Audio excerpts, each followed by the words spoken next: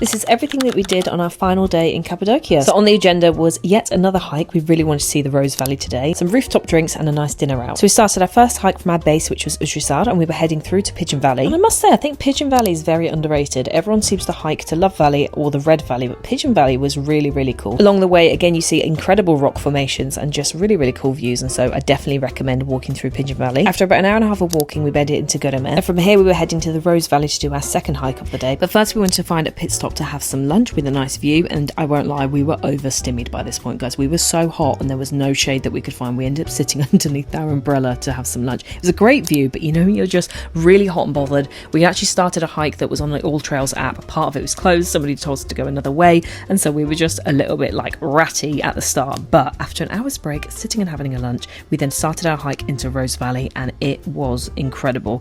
Absolutely worth pushing through the heat. It is stunning here. If you choose one hike to do whilst you're in Cappadocia, it must be the Rose Valley. It is absolutely beautiful. The pink and red hues that you get to see here and the formations of the rocks are just absolutely incredible. I've never seen anything like it before. And we even got to spot this little guy, and we could see people cycling on the cliffside in the distance, which could never be me. Sweaty and knackered, we then made our way back to the start point, headed back home, got dressed up and headed out. And something you must do whilst you're here in Cappadocia is head to a rooftop bar to watch the sun go down, because it's just the perfect place to see the view. And nothing hits better than a crisp cold beer after a sweaty hike.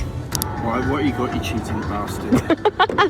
You've been cheating the last 2 rounds. I haven't cheated! You've been like, ooh, I'll just put down my cards. Oh no, wait.